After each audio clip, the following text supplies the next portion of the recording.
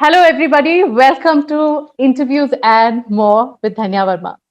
Now, we are all aware that October 10th is World Mental Health Day.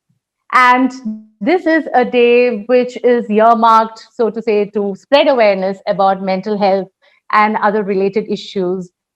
So I've been asked to make another video. I've earlier made a video on depression, the myths surrounding depression, and I was asked by my viewers to record another video and upload it on mental health. And I am not technically qualified to speak about it, so I am a little bit scared, to be honest. So I thought on World Mental Health Day, the right person to speak to would be Dr. Manoj Kumar. He is a psychiatrist and he works with MHAT Kerala.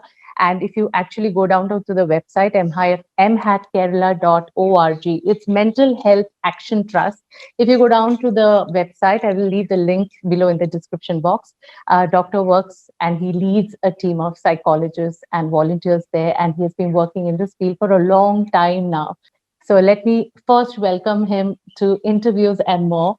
Thank you so much, Dr. Manoj Kumar, for being a part of this little endeavor of ours to spread awareness about mental health.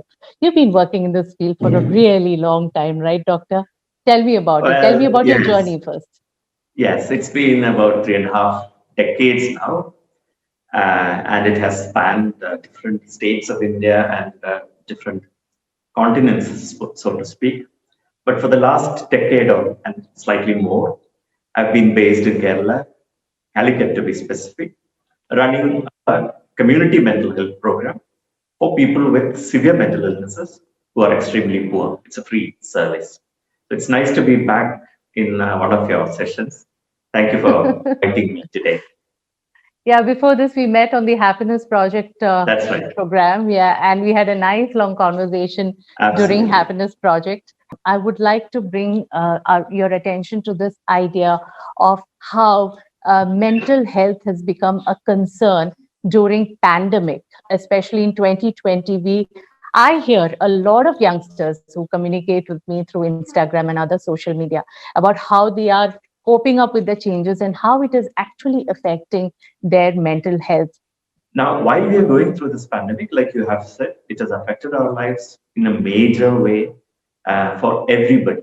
Economic hardships, poverty, the economy has shrunk, people have lost their jobs, displacement, and for people who still are working, especially women working from home while managing other things as well, increased demand on people who work from home, students, their lives are disrupted, and so on and so forth.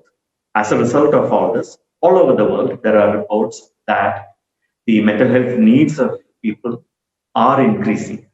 And the pandemic of COVID could very well be followed by a pandemic of mental health issues as well. Unless, like today, World Mental Health Day, we make concerted efforts to move forward. The theme for this year is greater access, greater investment, and mental health for all.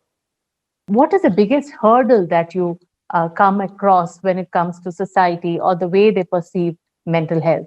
The biggest hurdle continues to be the stigma that you mentioned at the beginning. We still do not like to have open conversations about mental health, especially our own mental health.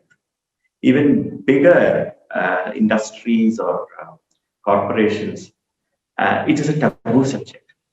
There's no opportunity for employees, for children, for students, college students to talk about their own mental health needs.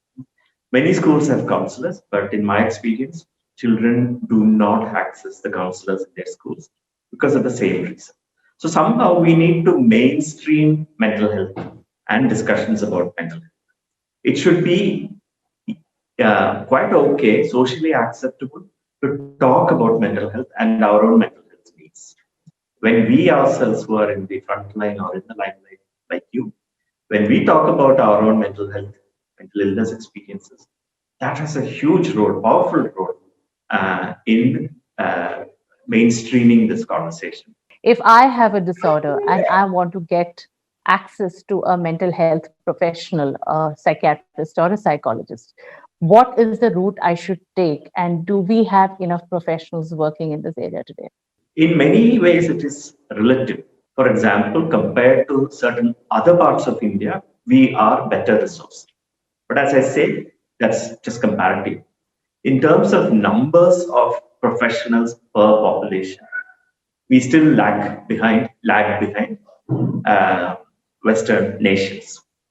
The number of psychiatrists have increased, but the number of clinical psychologists and psychiatric social workers and others who are involved in mental health care have not really proportionately increased in keeping with the increase in the number of psychiatrists.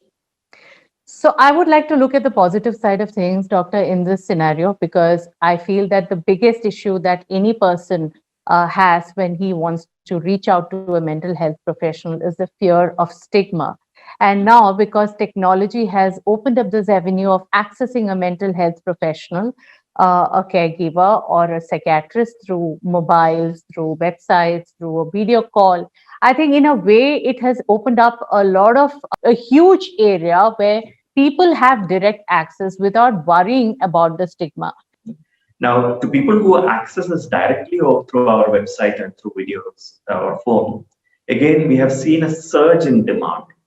And that is partly because of the fact that, like you said, to focus on the positive, this pandemic has also brought to the fore the need for increased mental health services. So that has been the positive side. We are more aware of the mental health needs, and therefore it gives us an opportunity to focus on the existing deficits and move ahead with plans to fill those gaps, particularly through internet-based access. Having said that, the care of long-term patients who depended on physically visiting the various hospitals or community mental health programs of the government run, again, difficulties in access and all might have happened. In your knowledge, Doctor, what are the most blatant myths that you come across when it concerns mental health diseases? So there is always more weightage given to the external circumstances, which most often may not be may not be the correct thing.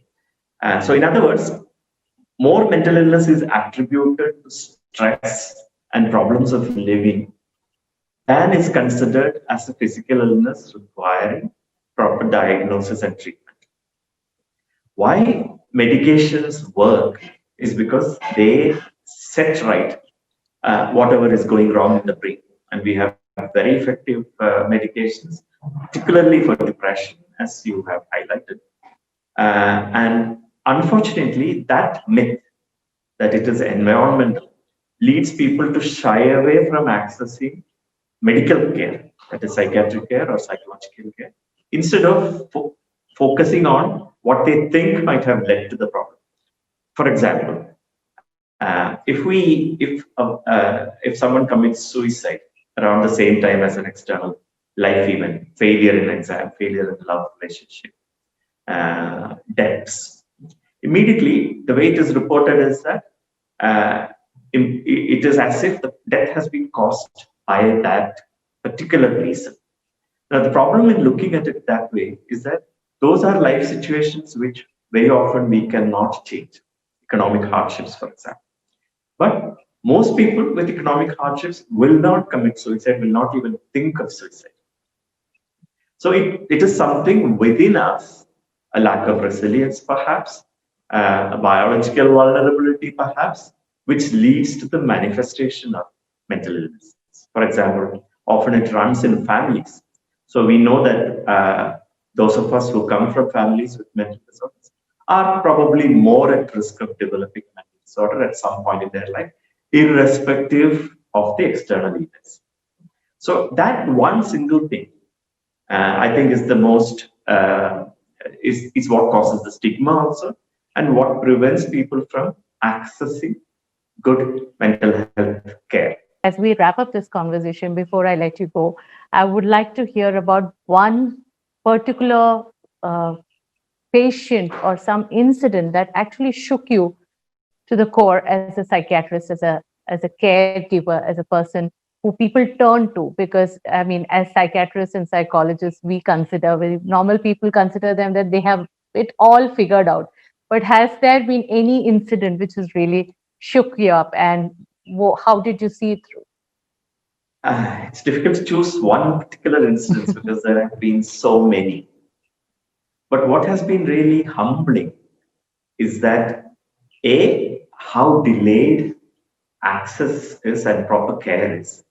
And two, once that access happens and once we get involved, how little does it take to change lives? That's very, very humbling.